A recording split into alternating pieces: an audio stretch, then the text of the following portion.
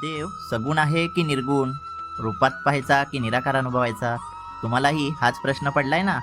या प्रश्नात किती लोक अडकलेत. कोणी मूर्तीपूजक तर कोणी ध्यान करणारा.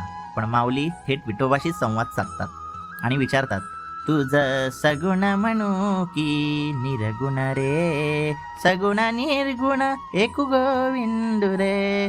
म्हणजे काय? विठ्ठल सगुण असो की निर्गुण, तो एकच आहे, फक्त दृष्टी वेगळी, पण गाठायचं स्थान एकच, हरी. म्हणून ज्ञानेश्वर माऊली स्पष्ट मार्गदर्शन करतात, सगुण निर्गुण गुणांचे अगुण, हरिविना मना व्यर्थ जाय. मग तो सगुण असो की निर्गुण, जर मन हरीकडे नसेल तर भक्तीही व्यर्थ आहे. काय समजलं ना आता? सगुण निर्गुण यात न अडकता आपलं मन फक्त हरीकडे वळवा. तुम्ही हरीला कसं अनुभवता, सगुण की निर्गुण? खाली कमेंट करा. फॉलो करा ध्येय दृष्टीला, कारण शेवटी रूप असो वा भाव, हरी एकच आहे. रामकृष्ण हरी.